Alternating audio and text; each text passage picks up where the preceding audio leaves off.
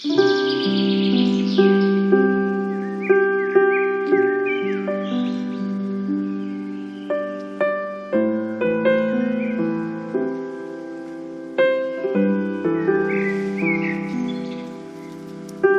당시엔 뭐 지금과 같이 과학이 발달한 게 아니니까 원인을 여러 가지로 찾았는데도 이게 찾을 수가 없고 도무지 방법이 없어서 왕명으로 인해서 우리는 뭐 어른들은 어쩔 수 없지만 다음 세대, 다음 아이들 중에 그래도 좀 괜찮은 사람들은 꼭 살려야 되겠다 싶어서 왕명으로 왕실에서 특별히 관리한 아기들이 있었다고 합니다. 한 100여 명을 불러다 놓고 무균실을 만든 거죠. 자기들 나름대로 왕실 안에다가 한 방을 만들어 놓고 무균실을 만들어 놓고 거기에 100명을 집어넣는데 그 중에 뭐 왕자도 있고 그래도 귀족 가문 중에 혈통도 좋고 좋은 사람들을 아이들 갖다 데려다 놓고 거기에다가 한 100여 명을 관리를 한 거예요. 물론 당연히 무균실로 만들었으니까 허가된 유모 외에는 아무도 못 들어가게 한 겁니다. 거기는 임금도 안 들어가고 아무도 안 들어가고 심지어는 부모님들도 전혀 들어갈 수가 없고 이 아기들을 갖다 특별하게 왕궁에서 관리를 한 거예요. 나름대로는 최선을 다해서 관리했는데 결국은 그 아이들이 100명이 모두 다 몇 개월 안에 시름시름 앓다가 다 죽었다고 합니다. 차라리 그냥 부모 곁에 두었다고 하면은 둘 중에 하나는 살았는데 이 100명의 아이들을 갖다가 부모에게서 억지로 떼어놓고 충분히 왕궁이니까 뭐 아이들이 먹을 거 다 해주고 그리고 아주 세심하게 보살폈는데도 불구하고 아이들은 다 죽었다고 합니다. 여러분 사람은요 밥만 먹고 사는 그런 존재가 아닙니다. 밥만 준다고 사람이 살 수가 없어요. 사람은 사랑이라는 것을 먹고 삽니다. 우리의 인생에 있어서 정서적인 문제가 아무것도 아닌 게 아니고 굉장히 큰 문제가 됩니다. 사람은 자기의 기분에 따라서 많은 것들이 좌우가 됩니다. 기분이 좋고 한번 해보겠다라는 그런 의지가 생기면은 못할 것도 하게 되지만은 기분이 나쁘고 좀 우울한 감에 있게 되면은요 할 것도 못하게 되죠. 할 것도 아무것도 못하게 됩니다. 그 어떤 동물도 우울증 같은 것 때문에 심각하게 고민하지는 않아요. 그러나 사람은 우울증이라는 이런 어떻게 보면은 신체적으로 아무런 변화도 없는 그런 질병 때문에 어떻게 됩니까? 자신의 목숨을 버리기도 하고 하는 게 바로 사람이에요. 그 어떤 동물도 사랑에 실패했다고 내가 좋아하는 여자 동물이 나를 좋아하지 않는다고 그것 때문에 며칠간 밥을 안 먹는다거나 너 며칠 동안 그것 때문에 고민을 해가지고 바깥을 배회한다거나 이런 건 있지 않죠. 사람에게만 있는 거예요. 사람은 조금만 자신을 사랑해주지 않고 자기에게 관심을 갖지 않게 되면은 그것 때문에 심각하게 고민이 되고 며칠 동안 밥도 안 먹고 밖에 나가서 또 배회하고 아무것도 하기 싫고 자 이게 사람에게만 있는 것이죠. 사람에게만 있지 않습니까?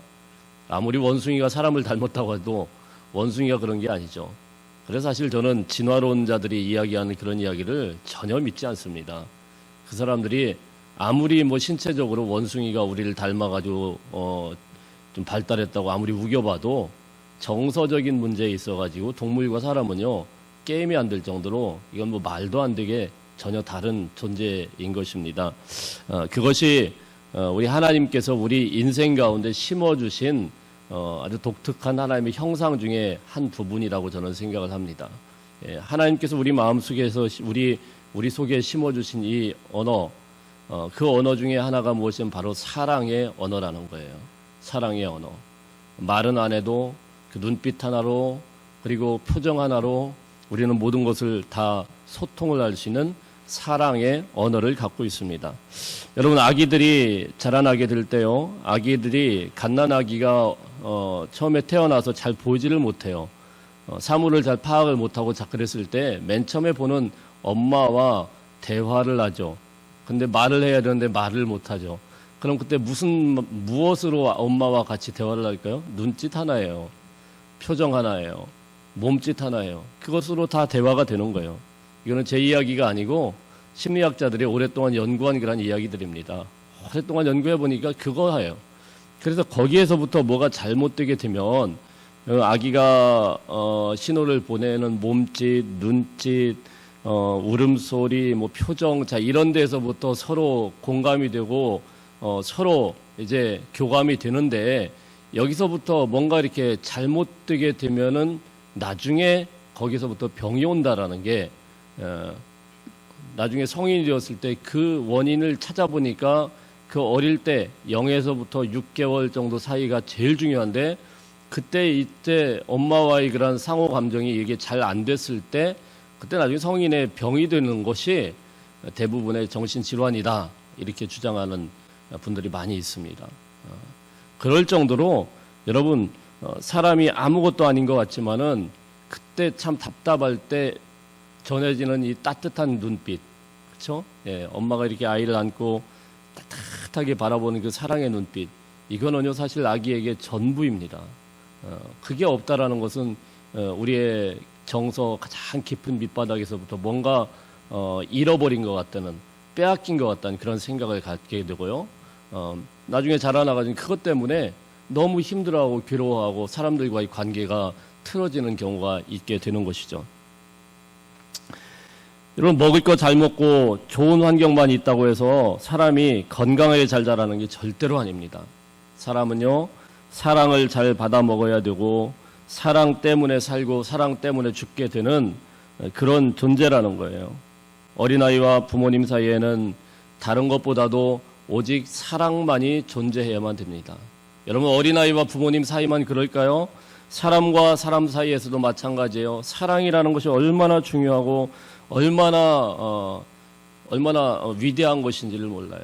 사랑 때문에 우리는 살고 사랑 때문에 죽게 되고, 부모와 자식 간 또 남자와 여자 간에 이 사랑의 줄이 끊어지게 되면요, 그건 곧 생명이 다한 거나 마찬가지다라고 볼 수가 있는 거예요. 세상이 점점 비극적으로 되고 있는 것은 우리가 이런 진실한 사랑을 참 찾아보기가 힘들어졌다는 것입니다. 누구나 다 쉽게 이야기를 하는데 사랑을 너무 쉽게 이야기를 해요. 돈 주고 살 수 있는 것으로 생각을 합니다. 얼마면 되냐? 모든 것이 물질로 다 해결이 되는 것처럼 사랑도 돈 주고 살 수 있는 것처럼 이렇게 이야기를 하는데 여러분, 이거는 굉장히 잘못된 생각이고 너무나도 삐뚤어진 그런 생각이다라고 볼 수가 있는 것이죠. 사랑을 믿지를 않습니다. 요즘에 사랑이라는 것은 절대로 믿지를 않습니다. 사랑은 언제든지 변할 수 있고 배신당한다고 생각을 합니다. 사랑은 배신하는데 돈은 배신하지 않는다는 그런 말을 함부로 하는 것을 보게 됩니다. 여러분, 이런 가치관들이 우리를 계속해서 지배하게 될 때 우리는 비참함 가운데 빠질 수밖에 없는 것입니다. 사랑이 사라지고 다른 것이 자꾸 지배하는 그런 세상, 이거는 비극적인 세상일 수밖에 없는 것입니다. 여러분, 복음이 무엇입니까? 복음이라는 것은 사랑이에요. 사랑. 요한복음 3장 16절 말씀 우리가 너무 잘 알지 않습니까? 하나님이 세상을 이처럼 사랑하사 독생자를 주셨으니 누구든지 그를 믿는 자는 영생을 얻게 되리라. 할렐루야. 핵심이 무엇입니까? 하나님의 사랑이에요. 사랑. 성경에서 복음의 가장 핵심으로 읽혀지고 있는 이 부분, 하나님의 사랑이 이같이 나타나셨으니, 사랑이란 말을 얼마나 자주, 얼마나 우리에게 많이 들려주시는지 몰라요. 이처럼 사랑하사, 이 사랑을 믿는 것, 하나님의 그 사랑을 믿는 것이 바로 복음의 핵심이고 복음의 역사론 사랑에서부터 나타나게 되는 것입니다. 상황과 환경은 언제든지 변하게 되고요, 우리의 모든 조건들은 언제든지 바뀌게 되지만은 주님이 우리를 향하신 이 사랑은 변함이 없이 과거이나 지금이나 수천 년 전이나 변함없이 우리를 향하고 계속해서 그 사랑은 영원무궁토록 변하지 않을 것이다라고 약속하고 계신 것입니다. 사랑하는 성도 여러분, 이 아침에 우리가 어떤 마음으로 오셨든지 간에, 어떤 생각으로 오셨든지 간에, 또는 어떤 상황과 어떤 어려움들이 있든지 간에 주님의 십자가 안에서 그 예수 그리스도께서 우리에게 주신 그 사랑을 다시 한번 확인할 수 있는 아침이 되기를 바랍니다. 하나님은 당신을 사랑하십니다. 이 사랑을 느끼고 이 사랑을 받아들이시고 이 사랑을 믿을 때 우리의 인생은 전혀 다른 인생을 살게 되는 것입니다. 주님의 십자가 속에는 정말 말할 수 없는 하나님의 사랑이 계시되어 있고 우리에게 나타낸 바 되었다라고 라는 것입니다. 오늘 본문 1절 말씀 한번 읽어보겠습니다. 시작. 유월절 전에 예수께서 자기가 세상을 떠나 아버지께로 돌아가실 때가 이른 줄 아시고 세상에 있는 자기 사람들을 사랑하시되 끝까지 사랑하시니라. 요한이 이렇게 표현을 하고 있어요. 세상에 있는 자기 사람들을 사랑하시되 끝까지 사랑하시니라. 예수님은요, 끝까지, 마지막까지, 예수님이 돌아가시는 그 순간까지 자기 사람들을 사랑하셨다, 이렇게 말씀을 하고 있어요. 얼마나 숭고하고 멋진 사랑입니까? 우리 주님은 다 알고 계셨다라고 말씀하고 계셔요. 유월절 전에 예수께서 자기가 떠나 아버지께로 가실 것을 알고 계셨습니다. 때가 이른 것을 다 알고 계셨어요. 그 전날 밤 사건을 오늘 말씀을 하고 있는데요. 세상에서 마지막 만찬을 우리 제자들과 같이 지내고 있습니다. 오늘도 우리가 다시 풀어서 이야기하면 내일 우리가 죽어요. 그때 내가 가장 사랑하는 사람들을 불러다 놓고 마지막 만찬을 하고 있는 그런 생각이에요. 얼마나 복잡하고 얼마나 여러 가지 마음이 들겠습니까? 그 생때 같은 그 자식들과 같은 그 제자들을 놓고 우리 주님이 내일 십자가에 달리셔야 되는데 얼마나 많은 이런 마음이 있겠어요. 마지막 만찬을 베풀고 집에다 이 제자들을 불러다 놓고 식사를 하는 그 자리.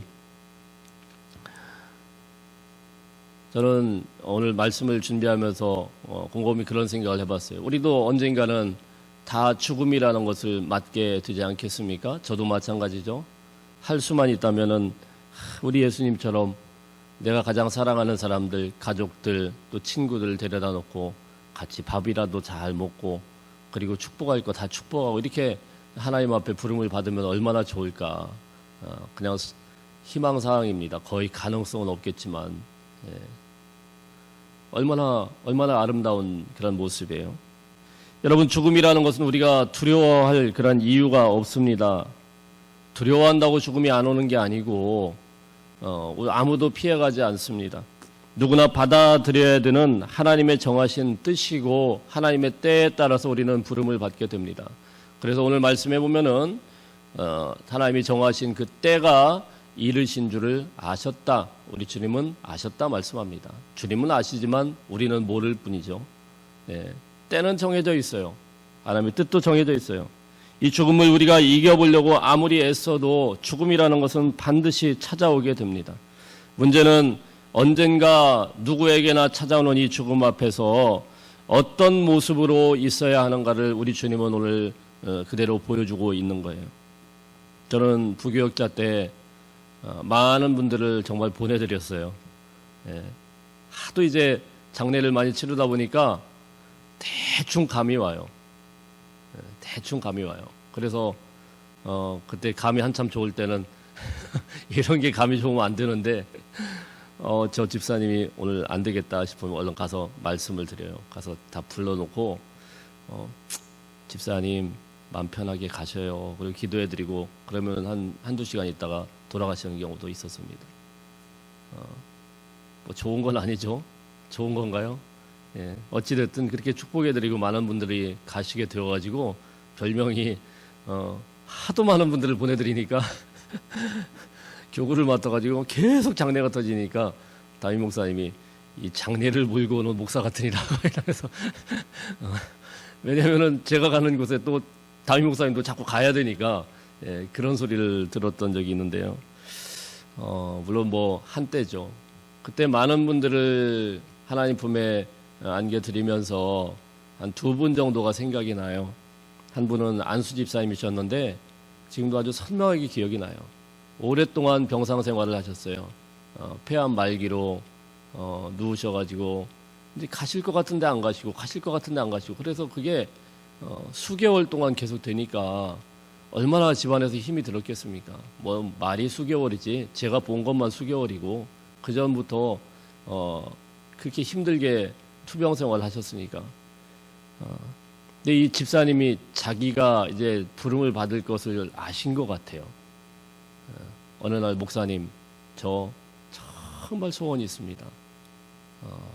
병원 의사 선생님들한테 말씀드려서 마지막이라고 생각을 하고 그 예배 좀 한번 드리고 싶습니다. 그렇게 말씀을 하시는 거예요. 그래서 그때 제가 알기로 뭐 송구영신 예배 때인가 성탄절 예배 때인가 그런데 오셨어요. 말교 환자가 오셔가지고 그렇게 예배를 드리고 가시더라고요. 그리고 얼마 후에 하나님 품에 가셨는데 부인 권사님부터 모든 가족들을 다 불러다 놓고 한 사람 한 사람 위로해주고 또 물론 뭐 저도 마찬가지죠. 불러다 놓고 목사님 저는 너무 행복해요. 감사해요. 자 이러면서 얼마나 이 장례식장이 아름다웠는지 몰라요. 물론 오랫동안 질병을 앓았지만은 이 집사님이 남겨주신 그런 흔적들, 사랑들 지금도 기억이 납니다. 얼마나 아름답게 하나님 발 앞에 가셨는지. 물론 본인은 얼마나 괴로웠고 얼마나 힘들었겠습니까? 숨도 잘 못 쉬고 말도 잘 못하시는 그런 상태에서도 마지막까지 이 권사님과 이 자녀들을 축복하면서 가시는 그런 모습이 너무 아름답습니다. 또 비슷한 상황 가운데서 한 분 권사님이 또 생각나시는데요. 이 권사님은 똑같이 암투병을 하고 마지막에 하나님 부르심을 받았는데 이분은요 그 마지막까지 자녀들을 용서하지 않았어요. 이렇게 된 게 다 자기 딸 때문이고 자기 아들 때문이래요. 이 생각을 못 버리셔요.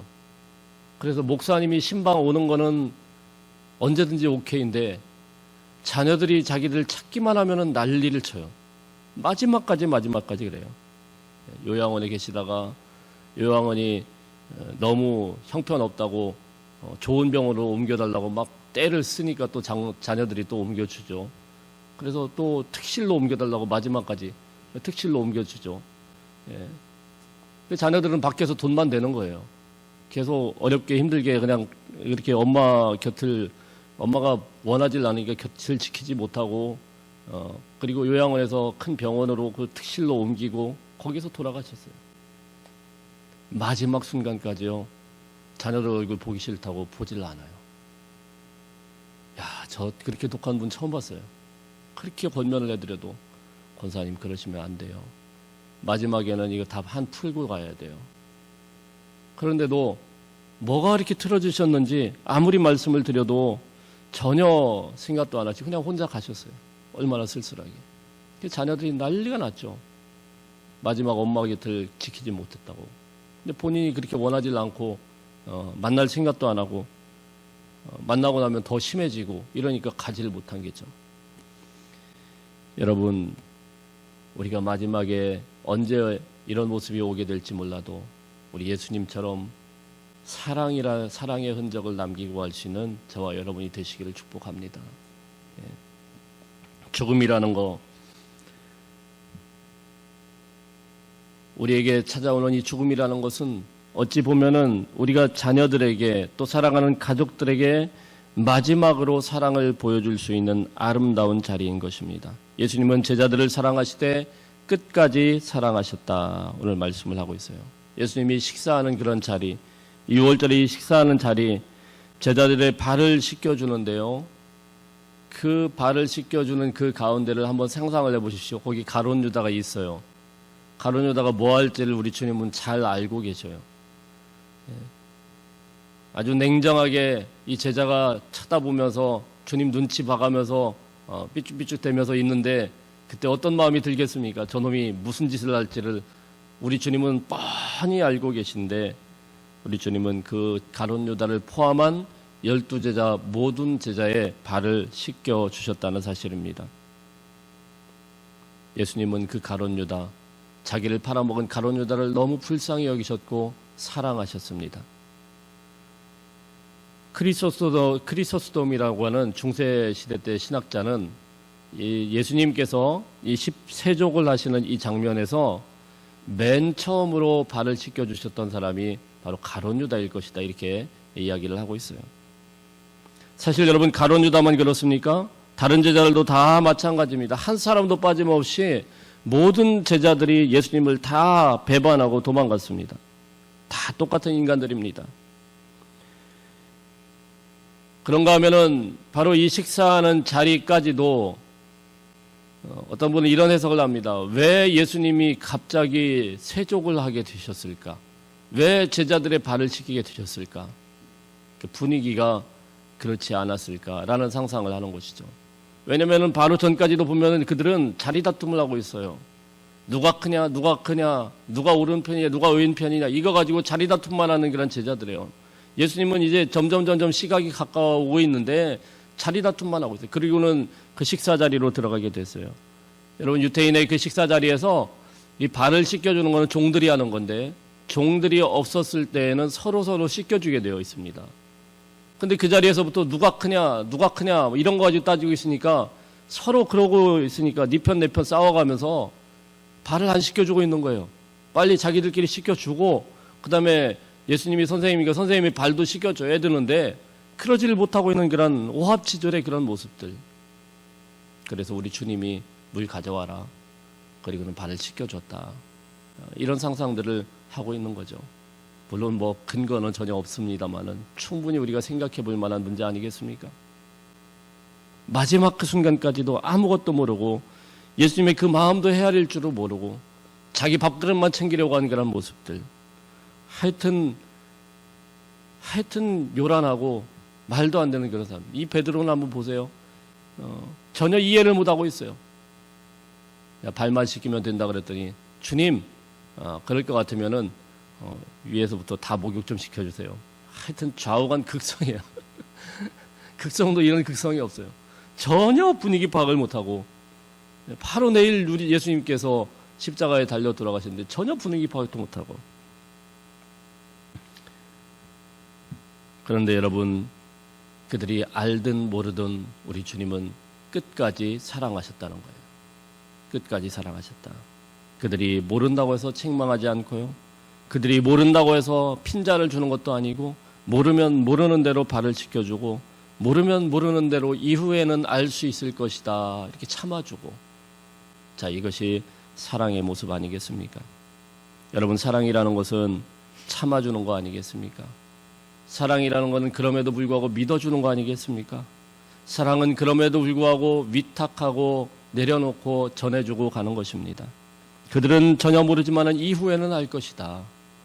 그들은 지금은 모르지만 그 이후에는 그들이 어떤 일을 감당하게 되는지 우리 주님은 아셨고, 그 사랑의 힘이 예수 그리스도의 이 제자들을 나중에 사도행전의 교회의 지도자로 이끄신 줄로 믿으시길 바랍니다. 하나님께서는 오늘도 여러분을 사랑하고 계십니다. 하나님께서는 나를 사랑하고 계십니다. 우리 가운데 가룟 유다가 있는 것을 알면서도 사랑하고 계셨고요, 내 마음속에 가룟 유다와 같은 못된 마음이 있는 것을 아시면서도 긍휼을 베푸시고 사랑하시는 분이 우리 예수님이십니다. 이 무지몽매하고 어리석고 바보 같은 짓을 하는 우리 인생들이지만 그럼에도 불구하고 끝까지 사랑하십니다.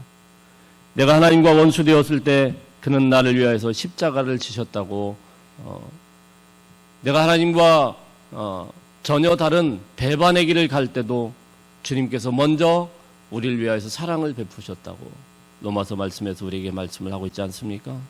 사랑이라는 것이 가장 위대한 것이고, 이 사랑을 통하여서, 십자가에 베푸신 그 사랑을 통하여서, 이 엄청난 사랑을 통하여서